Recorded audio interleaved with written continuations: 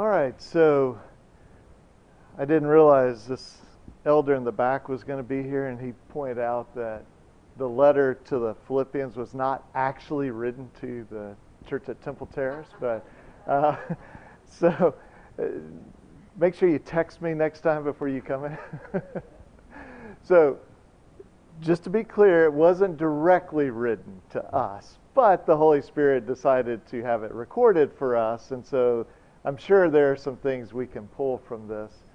Just as a brief reminder, we run into the Christians at Philippi. We run into them in Acts chapter 16 that we covered several weeks ago. And so you'll remember there's Lydia, and she sold purple goods, and she was converted. And then we have this kind of almost funny scene of the young lady that had the spirit in her that could prophesy. And it says she followed Paul and us. These men are servants of the Most High God. Seems pretty good, right? Like this is good publicity. But eventually it says Paul, having become greatly annoyed, cast her out. Well, what did her owners think of that when they lost this girl that could provide them with an incredible source of income? You know, they were not happy about this. And so then they end up being put in jail, and there's a jailer in Philippi, so we call him the the Philippian jailer. So that's how they get to jail. It's this sort of weird scene where, you know, cast out the spirit. And so you remember some miraculous things happened, and in verse 29 of Acts 16, the jailer comes in, he's going to kill himself, and they say, no, everybody's, you know, good. And then ultimately he becomes a believer and is baptized. And so that's really how the church began there. And so here's the book of Philippians, how we start off. And we always say Paul wrote this, which is true, but he also has somebody beside him. Who is that? Yeah, Timothy. And so we'll see that in some of these books where even though it's Paul authoring it, I mean the Holy Spirit ultimately, but we see Timothy's very involved. And in this first verse we can tell this congregation's pretty well established, because what does this congregation have as far as leadership? Yeah, they have elders, they have deacons, and I don't think we're going to cover it because we're just hitting a few points here, but they really supported Paul in his work.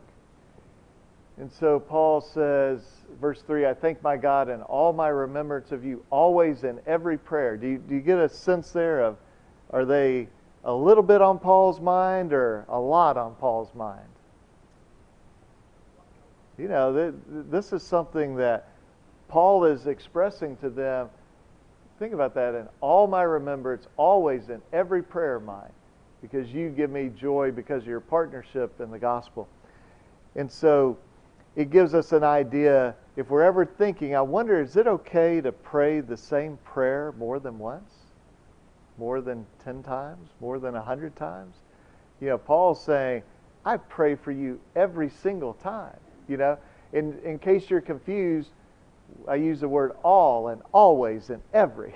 So he is very adamant about this.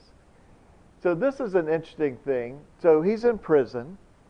And look what he says in verse 12. I want you to know that what happened to me has really served to advance the gospel. Now let's just stop for a moment there. Paul, instead of being free to travel all around the Mediterranean and start churches and do all this great stuff, he's in prison. How could that possibly advance the gospel? That would seem like that would regress the gospel, would slow down the gospel. How could that possibly help spread the gospel? Okay, he had visitors.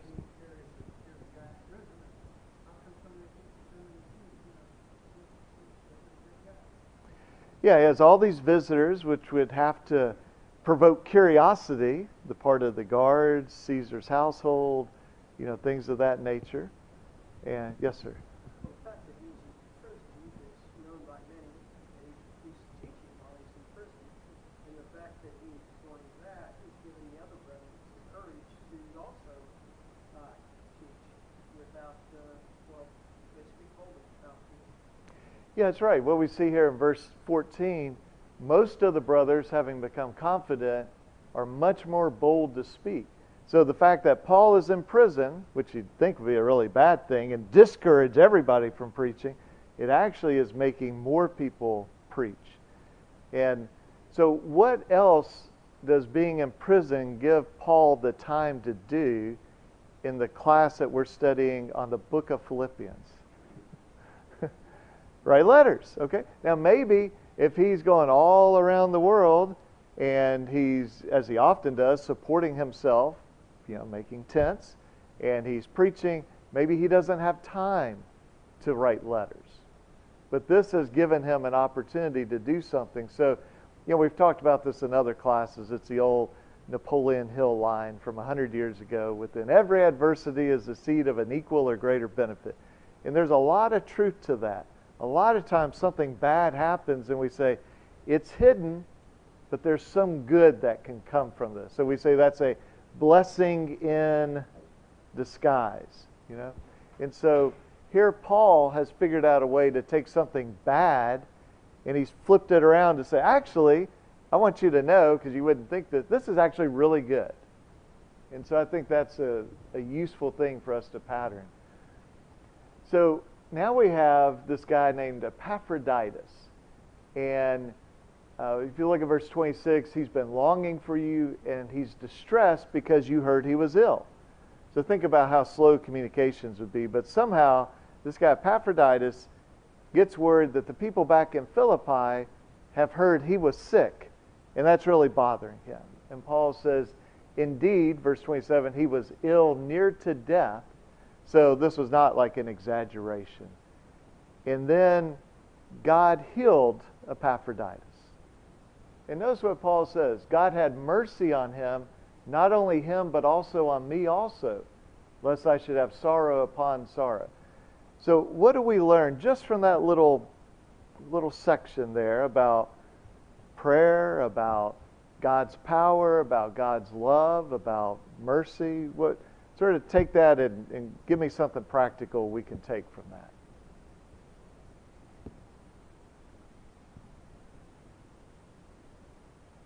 Yes, sir.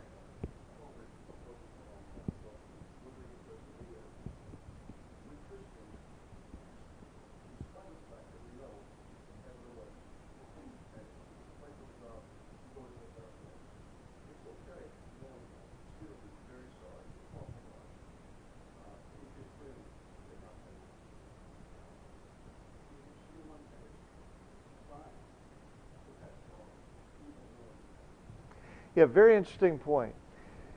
So, I don't think I have it on the slides, but in this very book, Paul talks about, if I die, I get to go to heaven. If I stay here, I'm not sure which to do. That would really be better, but maybe it's better for you guys if I'm here.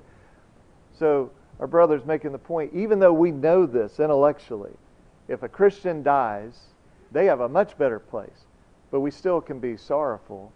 Paul said, God took mercy on me and on my friend, but on me personally, took mercy on me because he knew this would be so overwhelming for me if my friend died, my fellow worker died.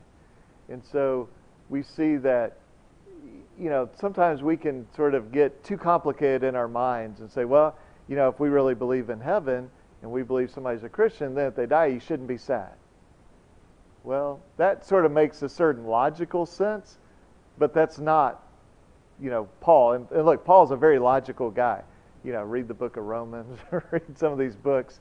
But Paul's saying, look, I would be very sorry if somebody died. And so God doesn't say, I am unaware of your human emotions, right? Because every emotion we have, God really has. We see Jesus was, filled with emotions. So then he says, I'm eager to send him so that you may rejoice at seeing him and I may be less anxious and honor him. And so again, this is a letter that has all sorts of, spiritual application, but also has some very practical things like, as Christians, we're concerned about each other. If somebody's sick and we find out that they're better, that makes us feel good. And so we can, as we pray, one reason we could give to God when we're praying for somebody, not only for them, but for ourselves. And, Paul doesn't say, boy, it's really inappropriate that I get some benefit out of this guy being made well. No, he doesn't say that. Instead, he thanks God for that. Let's look at this. We talked about this when we covered the book of Galatians. And so remember, the background is Paul does his first missionary journey. He converts all these Gentiles. And then some people come down from Jerusalem, elevation-wise, sort of up the map, if you're looking at the map. And they say, hey, it's great that you guys are Christians now, but you also have to be circumcised. Here's a few things from the old law you have to keep. And remember, it has this sort of interesting language. Paul and Barnabas had no what kind of debate with them? No small debate. So we go, I think that's like math, negative times negative. I think they had a big debate, okay? Big debate, big argument. And then in chapter 15 of Acts, they go to Jerusalem, and we've got James there, presumably the brother of Jesus. And we've got Peter and some of the apostles. And they had this big sort of powwow about what are we going to do about people who are telling Gentiles you have to keep at least part of the old law. And they say, no, don't do that. And so then in Galatians, remember chapter 1, Paul said those people have created a new gospel. And whoever teaches a new gospel will go to hell. That's how serious Paul was about it. So when this book is written, has Paul kind of said, well, I'm over that, it's no big deal. Look at this verse. Look out for the dogs. Look out for the evildoers. Look out for those who mutilate the flesh. Pretty sure he's talking about those who would say, to be a real Christian, you also have to follow part of the old law. Paul is still really fired up about this. Because we learn in Galatians, this is totally changing the gospel when you add this. And so he's got that part in there. Here's, I think, something that we can spend some time on. Look what he says in chapter 3, verse 11. By any means possible, I may attain the resurrection from the dead. So that's what Paul wants, right? He said, when I die, and I want to be able to be resurrected. Because who was resurrected first? I mean, not the first person raised from the dead, but who's the most prominent resurrection? Christ. And so Paul, wrote that whole chapter in 1 Corinthians about if Jesus didn't rise from the dead, then what are we doing here? We're wasting our time. Okay? Isn't there like a NCAA tournament or something going on? We could be watching that instead, because this is just meaningless what we're doing. This only has meaning if Jesus was raised from the dead. And so he says, I am doing everything possible to attain the resurrection from the dead. And then think about this. This is Paul, the apostle, okay? Very prominent in the book of Acts. He wrote a pretty large percentage of the New Testament. He says, not that I've already obtained this, or I'm already perfect, but I press on to make it my own, because Jesus has made me his own. Brothers, I do not consider I've made it my own, but one thing I do, forgetting what lies behind, and then what does he do towards that which lies ahead? Yeah. So I'm going to forget what lies behind, straining forward to what lies ahead, press on toward the goal of the prize. So here's what I want us to do. Think about this first part, forgetting what lies behind. Now, there can be other things, but I just want to at least get us started with two ideas here. So let's have a very fancy timeline. And so here we are. And so this would be the past. This is the future. And so he says, this stuff in the past, I want to forget. Now, we normally think of that as being past mistakes, past failures. But I want to first talk about past successes. So when we've been really successful spiritually, would we want to do what Paul says and say, forget about that? Or is that a wrong interpretation of this passage? What do you think?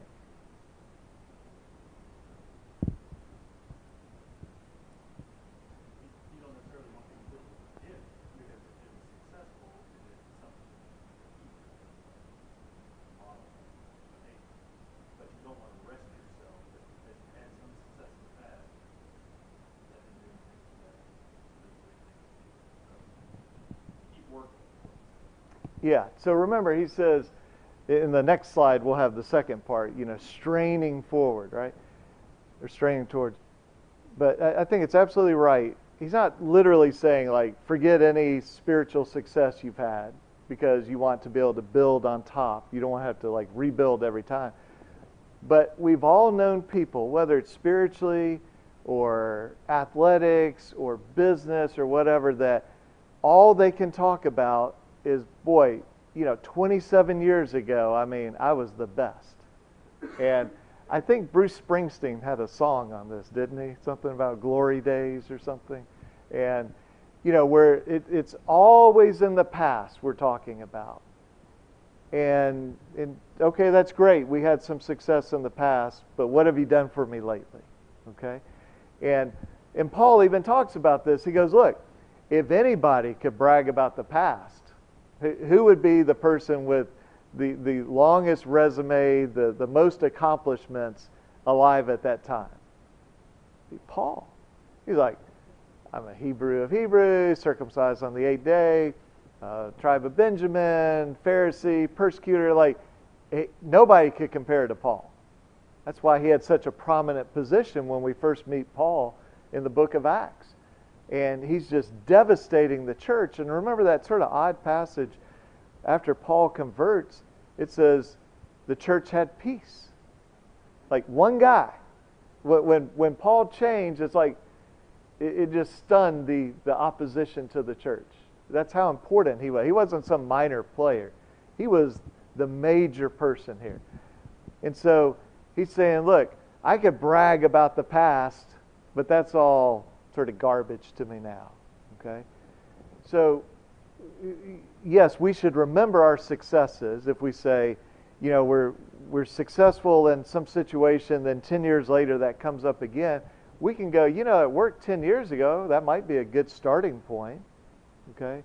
But on the day of judgment, we don't want to be saying to God, well, God, up until I was 40, I was on fire for you. Now, granted, I coasted like the next 45 years, but come on, the first 40 were great.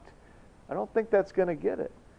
There is no being a Christian on a plateau. We're either growing or we're declining. Yes, ma'am.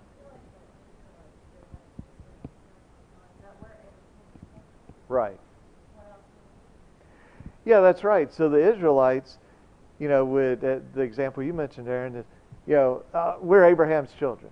And I think Jesus said, I could take these rocks and make children of Abraham out of these rocks. Don't think that's anything special. And so they were just resting on their past accomplishments. And for the people saying that, it wasn't even their accomplishment. It was like my great-great-great-great-great-granddaddy's accomplishments. Yes, sir.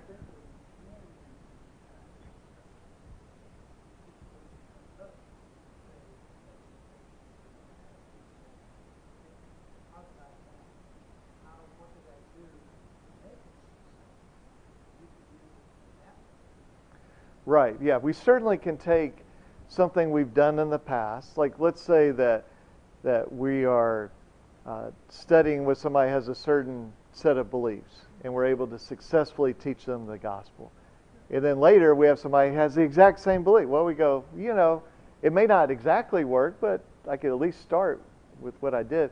But not from the sense of, well, I don't need to do anything because... So when I was a kid, I think I was like 10 years old, and I asked my mom, I said, so when do you get to retire from being a Christian? And she looked at me kind of funny. She's like, well, you don't. I said, you don't? I'm like, you got to do this like your whole life? And she's like, yes. And so, like we're often, how can we, retire early, or how can we get financial freedom early, or whatever it may be. And because we're always looking towards something to say, well, now I can slow down. But there is no slowing down with God. And, our roles may change. We may be in different seasons of our life. But I don't think there's ever an age, as long as we have some capability, that we can say, you know what, I'm done. I'm just going to coast from here on out. I don't think we're supposed to do that. How about the mistakes? So we've sinned in our past. We've made mistakes in our past. Why would what Paul says in Philippians about forgetting what lies behind, why would that be helpful to Paul? Let's just start with Paul himself, and then we'll expand it out. Why would Paul need to forget what lies behind? What was in his past? Yeah, he wanted to not do it again. That's a very nice way of saying it. I mean, remember, sometimes we think, oh yeah, what Paul did was he watched the cloaks of the people stoning Stephen. Yes, he did that. And he drugged men and women out of their houses. He said he was responsible for murdering Christians. He tried to, every way possible, get Christians to blaspheme against Jesus. So when this guy says, I was the chief sinner, I don't think he's just, being self-deprecating here. He truly was like a really awful guy. And we covered this when we went through the text of Acts. Remember, he ended up spending the night with some guy. And that guy had 4 daughters.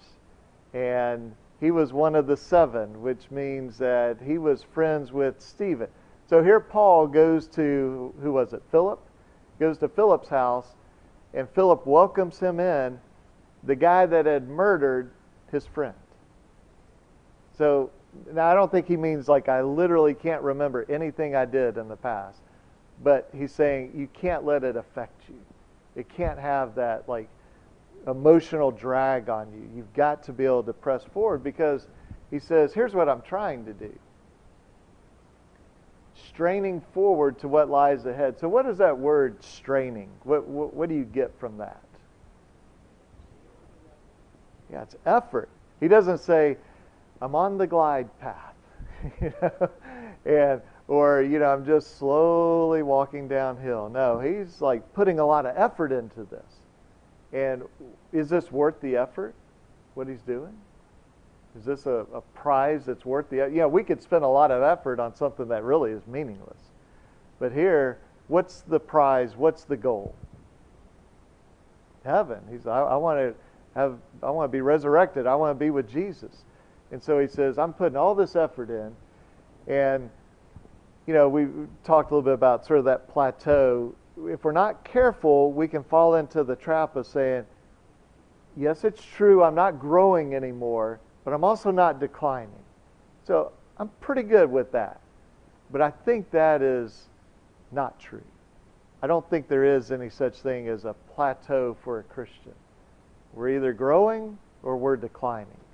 And if we think about, what is it, in the book of Hebrews, he says something like, be careful lest you drift. Well, drifting, you don't realize that you're drifting until you, like, wait, why am I away from the shore, So if we just say, oh, I'm fine, I'm on this plateau, everything's good, that's a really dangerous place to be. I mean, here we have Paul, of all Christians who could have coasted in. I mean, remember he got stoned and they drug his body out like he was dead. And then he pops back up. He spent time in the water, right? Shipwrecked. He was beaten. He was in prison. All these things. That's a guy that could say, you know what, boys? I think I'm done now. I'm just going to live out my life in peace and let somebody else do the work. But this guy was saying, no, I'm straining forward. Remember, where is he as he writes this? Yeah, he's not in a, fancy resort. He's in prison. And he's saying, I am straining forward here. I'm really trying to get this prize. And, I have this last thing, eyes on or off the prize. How does it help us or hurt us if we are either looking toward the prize, the goal, or we're not looking?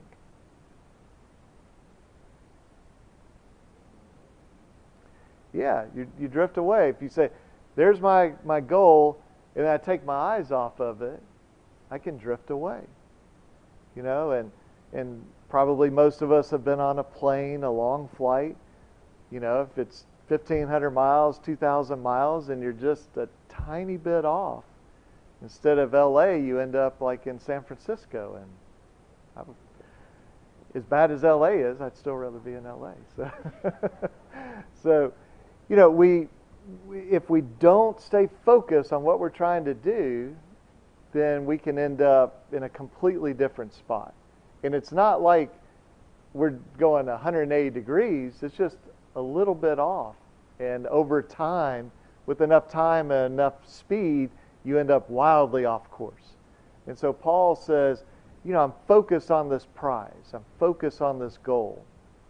And again, I come back to if you are an apostle, if you can do all the amazing things this guy could do, you've received all this inspiration, and you're in prison for your beliefs, and you're still saying, I got to stay focused, then probably those of us who have never experienced half of that or a tenth of that, probably be pretty smart for us to stay focused on the goal.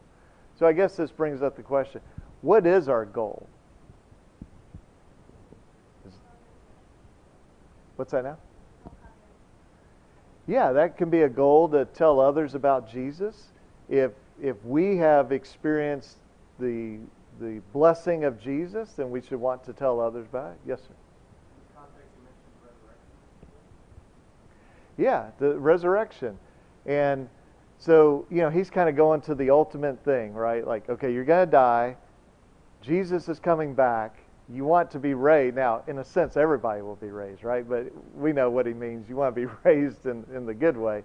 And so it's very personal. He's saying, my goal is to get to heaven. And so I guess we should answer the question, is that a selfish goal? Is that improper to have that as your goal? To say, I want to personally get to heaven? Okay. I'm getting a lot of shaking of the head, so I'm gonna hallucinate that we're all thinking this is a pretty good goal to say, I want to get to heaven. Now, in addition to wanting to get to heaven, we should probably want others to get to heaven too, right? So that sort of naturally goes with it. But it would be kind of hard to get others to heaven and we miss it ourselves. I mean, it's possible, but the more natural thing is I want to be on the path to heaven and take others with me, not say, here's what you should do, but I'm not believing any of that. I don't know that that's terribly effective. So what else do you get from this little section where he talks about forgetting what lies behind, pressing forward, straining forward toward what lies ahead? What else do you get from that?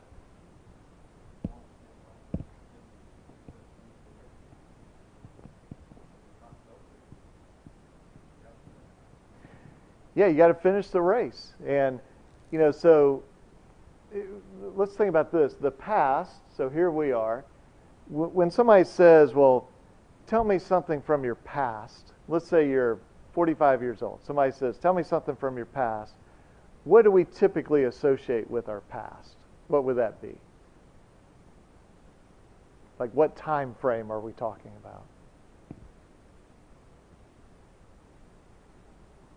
Yeah, maybe childhood, maybe, you're asking like, what's my favorite memory from my past? Oh, well, it was when I was in college. But technically, the past is yesterday, and a year ago, and a decade ago, and the past is anything. I mean, here I am. This is the past. In the future, yes, the future is 20 years from now, but the future is tomorrow, too. And so if we apply that with what he's saying, forget about the past. You may have messed up yesterday. Now, you need to fix that. We're not saying don't fix things, but you've gotten forgiveness for it. Like, move on. It does you no good to dwell on the past and say, well, I can't do anything because I made a mistake 17 years ago. Well, okay. Welcome to the club. We all made mistakes. Now, let's get busy here. And so, again, we got to make things right. There are consequences to what we do, but we can't say to Jesus, I would have really worked for you, but I never could forgive myself for what I did 20 years ago. And can you imagine Jesus saying, well, that's kind of odd because I forgave you, but you can't forgive yourself? Like, that shows a lack of faith. So if God can forgive us, then we've got to be able to forgive ourselves.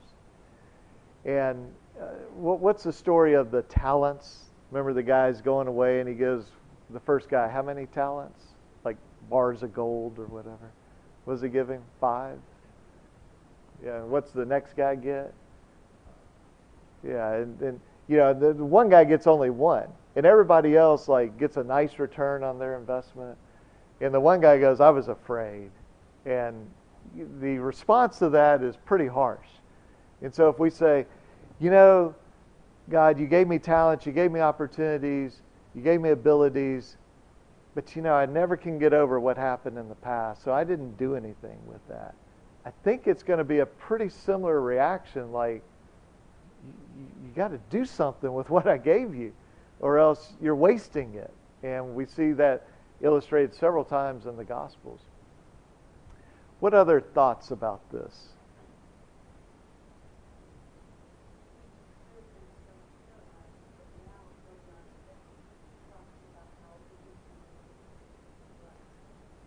Yeah, that's right. I mean, probably most of us, if we realize, oh, I like murdered people that were God's people, and I, you know, tortured them to try to get them to blaspheme deity, and I literally drug women out of their houses and threw them in prison and said, yes, kill them. We'd probably be like, you know, I think I'm just going to lay low. You're never going to hear from me again. I'm going to try to be a good Christian, but I am going to keep my mouth shut. And this guy did the opposite. I mean, when he became a Christian, it was like very shortly afterwards, he's in there preaching. And what was the reaction of the crowd? What's that? Yeah, there's sort of 2 reactions. One is, wait a minute, this is some trick. He's going to, you know, he wants us to invite him in for a gospel meeting so he can then arrest us, okay? But the other reaction was, wait a minute, this is the guy that like 2 weeks ago was killing people. What? How is this even possible? So, yeah, instead of him being quiet, he gets half the book of Acts and he gets all these epistles because he did forget the past and he moved forward. Yes, sir.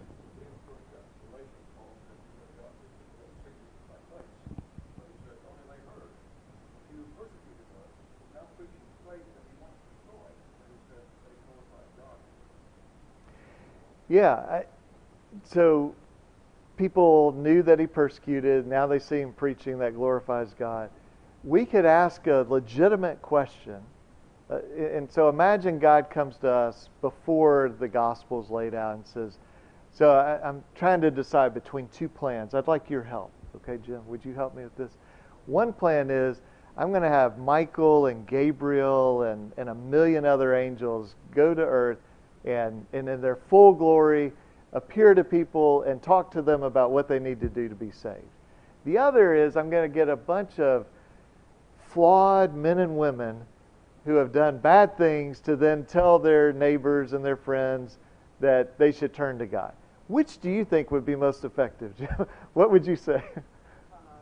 Well, I think the angels would probably be pretty good. Yeah, right? However, based on what the scripture says, I think the second one is probably a good way to go. Yeah, so we might think, oh, well, I mean, seriously, get the angels to come down. I mean, as good as Don is at preaching, I'm going to guess that Gabriel is probably even more eloquent than Don Truex. And so, but God didn't choose that. So either it wasn't his plan, or actually this is more effective, having flawed human beings teach others where we can relate to them. You know, let me ask you this. So, superheroes. We got this guy, Superman. And is there much of anything Superman can't do? You know, he can, I remember a movie where he like circled the world counterclockwise or something and like turned the clock back, you know. And so that would be a pretty boring superhero if he had no weakness. So what's his weakness? Kryptonite. So there's at least a chance. And if you've seen certain things, you know, Batman figured this out and, you know, kind of shot him with kryptonite. And so like somebody that is perfect, it's hard for us to relate. And so when we see characters like Paul or Peter, why did the Holy Spirit record Peter denying Jesus, sinking in the water? Why do that? Doesn't that hurt Peter's credibility?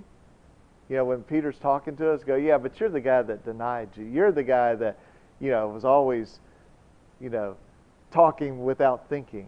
Why would the Holy Spirit record that about Peter if we're supposed to learn from Peter? Why put his flaws in? Yeah, it's relatable. We have flaws. I look at Peter and go, hey, maybe there's a chance. Maybe there's a chance. We look at David. We look at, there are a few people like Daniel. I'm not sure. Does it ever, it says he prayed for, himself or others, but we don't really see a direct sin that I know of with Daniel. And maybe one other like that. But everybody else, the Bible makes sure to point out, here's a mistake, here's a sin. And with that, we can say, oh, I can kind of relate to that person. And if they can be pleasing to God, then I've got a chance if I'm, really pushing forward. All right, well, let's look. I think I have one more passage in here. So this is in chapter 4. And we've got rejoice in the Lord always. Again, I will say rejoice. So let's stop there. Would we be critical of Paul if while he's in prison, and we didn't cover it here, but in this book he talks about some people are preaching just to make me feel bad. That's what they're doing. Would we sort of give Paul a pass if he said, I really don't have any joy in my life? Would we say, Paul, you're so immature? Or would we say, I kind of understand that. After all you've been through, all you've given, that makes sense. But this guy is talking about rejoicing. And rejoicing always. And then in case we didn't get it, this is sort of like Galatians 1 where he goes, in case you forgot the last verse, let me repeat it. Always I will say rejoice. And then look at verse 6. Do not be anxious about anything, but in everything, by prayer and supplication with thanksgiving, talk to God. And then he says, the peace of God which surpasses all understanding will guard your hearts and minds in Christ Jesus. So, what's the take-home message from this passage? What should we be doing, for example, in our prayer life based on this passage? What's that there? Yeah, being thankful. It says, in everything, prayer with thanksgiving. So sometimes, when we meet somebody who's not a thankful person, you do something nice for them and they're like, okay. And we're like, oh, that's like a little quirk personality. God doesn't view that as a quirk of personality. Actually, if we go to Romans 1, we see 2 reasons why they really went off track. And one of which is they weren't thankful. And so being thankful is not like this, you get bonus points for it. Being thankful is an essential requirement of a Christian. If we are a Christian who is not thankful, we're not much of a Christian. And God takes that very personally if He does all these good things for us and we don't thank Him for it. And sometimes it's easy for us to be really kind of strong on the, God, I'm asking you to do things. And then when good things happen, we sort of go, that's because I was pretty smart, And we forget to thank God for what He's done. And so this is not to say there's some formula we have to follow, there are good ideas, like you thank God first and you ask for something. That's not a requirement. We see all sorts of sort of quick prayers in the Bible where people are just praying to God for something. But it's a good idea to say, I should always be thankful to God because it really matters to Him. And here Paul is saying there's some connection between not being anxious about anything, but going to God in prayer and mixing in thankfulness with it. So a couple quarters ago, we did a whole session on private prayer, not public prayers, but like personal prayers. And so I won't repeat, everything from that. But when he says, not to be anxious about anything, but in everything, let your requests be made known to God. What's the cutoff of what is too small of a concern to take to God, where we would be wasting God's time? God would be annoyed with us for bringing that to Him. On a scale of 1 to 10, is like anything under a 3, we can't bring that to God? Or what do you think based on this verse? I'm not sure what falls outside the range of everything. Okay, so you're like going straight to that word to destroy my point here. No, I appreciate that. Yeah, if Paul was trying to let us know that we should take everything to God, could he have made it any clearer? I mean, that's as clear as you can possibly. Any concern you have, take to God. Okay, well, I wonder what he means by that. He means any concern you have, take to God. Well, I wonder if this is too small. Anything, take to God. Well, I asked him about it yesterday and the day before. Anything. And that's why we have Jesus saying, let me tell you about this unrighteous judge and this widow, and she kept going to him and he wouldn't help her. And finally he goes, she's going to like wear me out. And his point was, keep praying over and over and over and over. Don't lose heart. So here we have, be anxious about nothing, everything with thankfulness. And then maybe, one other thing. Talks about this, in every circumstance, the secret of facing plenty and hunger, abundance and need. Now imagine he wrote that, and he was, I don't know anything about the kids, but just imagine like Bill Gates, Warren Buffett. Imagine they gave all their money to their kid, and the kid never was sick, never had a hard time. He goes, let me tell you how to be content with little. You're like, how would you know? But when Paul says, I've learned the secret of facing plenty and hunger, abundance and need, like, who would know better than this guy? He's been swimming in the ocean, he's been beaten, he's been stoned. People say terrible things about him. And he says, I've figured out how to be content. How did he figure it out? What does he do? Put it behind it. And who's there with him, helping him? It's, gee, I can do all things through him who strengthens me. Now, if we just say that, it's a cute little slogan we can put on, our wall. If we don't believe it, then it does no good. But if we say, no, literally, if I forget about the past, take everything to God, and I truly believe I can do everything through Jesus, then if we're facing a hard time, we can say, you know what? Not fun. It wasn't fun for Paul when he wrote this in prison, but I can get through this, and I can be content, and I can wait, because I know here in the future, how good will it be in heaven? When we're in heaven, are we going to be like, this is amazing, but I'm still pretty torn up about that rough decade I had on earth? Or are we going to be saying that 10,000 years? I don't think we're going to care about what happened here on earth. And so if we have that focus, sort of combine all these things together, I'm focused on that, I'm forgetting the past, any concerns I have, I take to God with confidence He can help me.